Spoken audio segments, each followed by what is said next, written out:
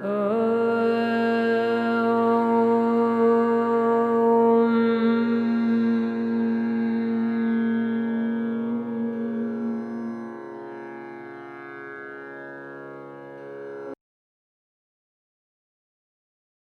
श्री कृष्णा। मित्रों, आज मैं आप सबको स्यमंतक मणि की कथा सुनाऊंगी, जो भाद्रपद मास के गणेश चतुर्थी का चांद देखने के लगे दोष को दूर करती है।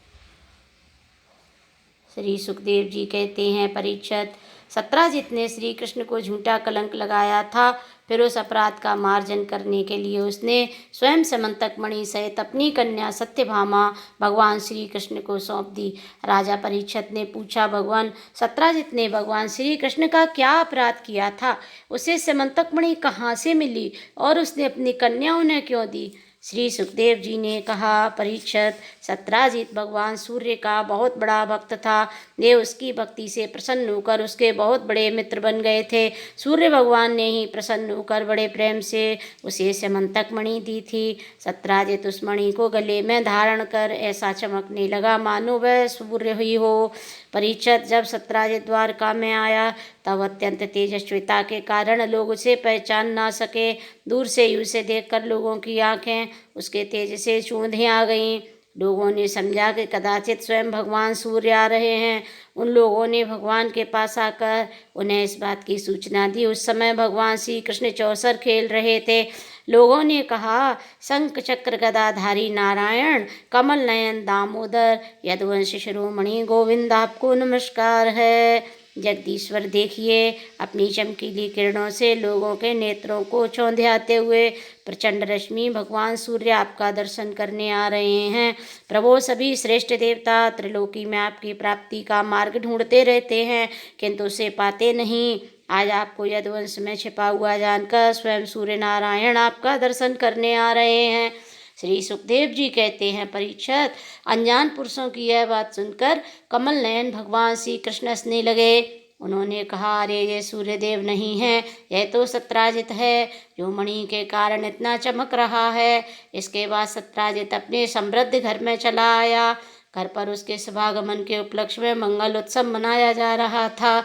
उसने ब्राह्मणों के द्वारा स्यमंतक मणि को एक देव मंदिर में स्थापित करा दिया। परीक्षित, वह मणि प्रतिदिन 8 भार सोना दिया करती थी, और जहाँ वह पूजित होकर रहती थी वहाँ दुर्भिक्ष, महामारी, ग्रह पीड़ा, सर्प भय, मानसिक और शारीरिक व्यथा तथा मायावियों का उपद्रव आदि कोई भी अशुभ नहीं होता था।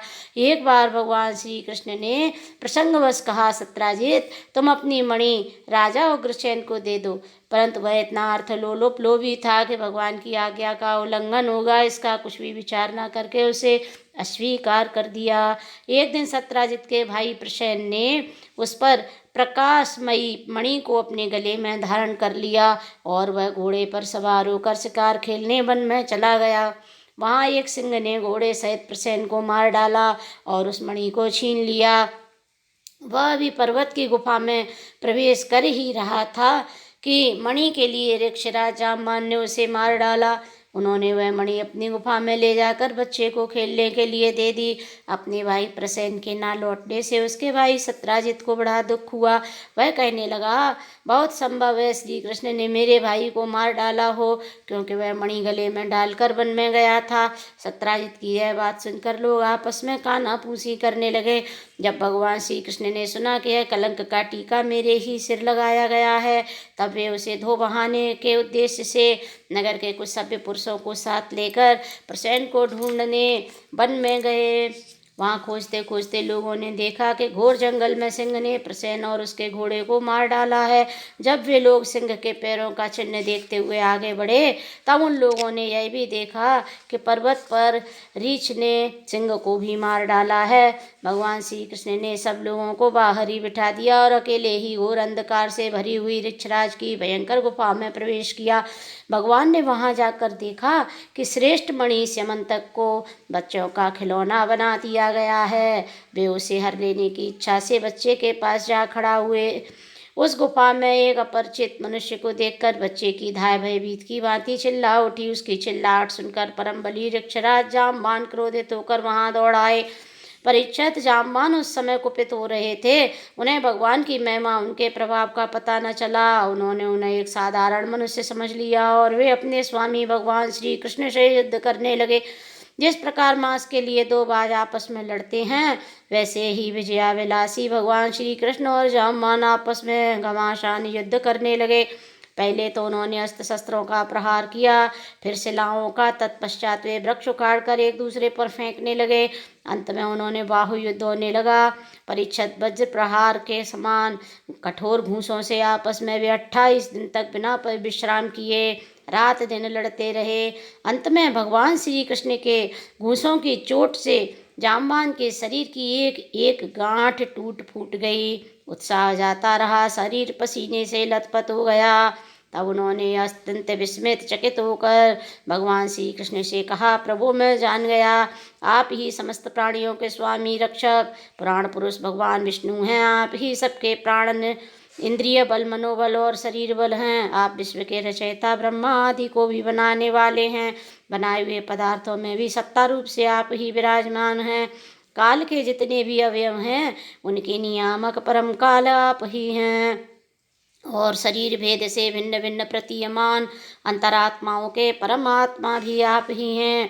प्रभु, मुझे स्मरण है, आपने अपने नेत्रों में तनिक सा क्रोध का भाव लेकर तिरछी दृष्टि से समुद्र की ओर देखा था। उस समय समुद्र के अंदर रहने वाले बड़े बड़े घड़ियाल, मगरमच्छ क्षुब्ध हो गए थे और समुद्र ने आपको मार्ग दे दिया था। तब आपसे उस पर सेतु बांधकर सुंदर यश की स्थापना की तथा लंका का विध्वंस किया। आपके बाणों से कट कट कर राक्षसों के सिर पृथ्वी पर लौट रहे थे। परीक्षित, जब वृक्षराज जामवान ने भगवान को पहचान लिया, तब कमल नयन श्री कृष्ण ने अपने परम कल्याणकारी शीतल कर कमल को उनके शरीर पर फेर दिया और फिर अहेतु की कृपा से भरकर प्रेम गंभीर वाणी से अपने भक्त जामवान जी से कहा, वृक्षराज, हम मणि के लिए ही तुम्हारी इस गुफा में आए हैं। इस मणि के द्वारा मैं अपने पर लगे झूठे कलंक को मिटाना चाहता हूँ। भगवान के ऐसा कहने पर जामवान ने बड़े आनंद से उनकी पूजा करने के लिए अपनी कन्या कुमारी जामवंती को मणि के साथ उनके चरणों में समर्पित कर दिया। भगवान श्री कृष्ण जिन लोगों को गुफा के बाहर छोड़ गए थे, उन्होंने 12 दिन तक उनकी प्रतीक्षा की, परंतु जब उन्होंने देखा कि अब वे इस गुफा में नहीं निकले, तब वे अत्यंत दुखी होकर द्वारका को लौट गए। वहाँ जब माता देवकी, रुक्मणी, वासुदेव जी तथा अन्य संबंधियों और कुटुंबियों को यह मालूम हुआ श्री कृष्ण जी गुफा से नहीं निकले, तब उन्हें बड़ा शोक हुआ। सभी द्वारकावासी अत्यंत दुखित होकर सत्राजित को भला बुरा कहने लगे और भगवान श्री कृष्ण की प्राप्ति के लिए महामाया दुर्गा देवी की शरण में गए, उनकी उपासना करने लगे। उनकी उपासना से दुर्गा देवी प्रसन्न हुई और उन्होंने आशीर्वाद दिया। उसी समय उनके बीच में मणि और अपनी नववधू जामवंती के साथ सफल मनोरथ होकर श्री कृष्ण सबको प्रसन्न करते हुए प्रकट हो गए। सभी द्वारिकावासी भगवान श्री कृष्ण को पत्नी के साथ और गले में मणि धारण किए हुए देखकर परमानंद में मग्न हो गए, मानो कोई मरकर लौट आया हो। तदंतर भगवान ने सत्राजित को राजसभा में महाराज उग्रसेन के पास बुलवाया और जिस प्रकार मणि प्राप्त हुई थी वह सब कथा सुनाकर उन्होंने वह मणि सत्राजित को सौंप दी। सत्राजित अत्यंत लज्जित हो गया। मणि तो उसने ले ली, परंतु उसका मुंह नीचे की ओर लटक गया। अपने अपराध पर उसे बड़ा पश्चाताप हो रहा था। किसी प्रकार वह अपने घर पहुंचा। उसके मन की आंखों के सामने निरंतर अपना अपराध नाचता रहता। बलवान के साथ विरोध करने के कारण वह भयभीत भी हो गया था। अब वह यही सोचता रहता कि मैं अपने अपराध का मार्जन कैसे करूं, मुझ पर भगवान श्री कृष्ण कैसे प्रसन्न हो, मैं ऐसा कौन सा काम करूं जिससे मेरा कल्याण हो और लोग मुझे कोसें नहीं। सचमुच मैं अदूरदर्शी क्षुद्र हूँ। धन के लोभ से मैं बड़ी मूढ़ता का काम कर बैठा। अब मैं रमणियों के रत्न के समान अपनी कन्या सत्यभामा और वह समंतक मणि दोनों ही श्री कृष्ण को दे दूँ, यह उपाय बहुत अच्छा है। इसी से मेरे अपराध का मार्जन हो सकता है और कोई उपाय नहीं है। सत्राजित ने अपनी विवेक बुद्धि से ऐसा निश्चय करके स्वयं ही इसके लिए उद्योग किया और अपनी कन्या तथा स्यमंतक मणि दोनों ही ले जाकर श्री कृष्ण को अर्पण कर दी। सत्यभामाशील स्वभाव, सुंदरता, उदारता आदि सद्गुणों से संपन्न थीं।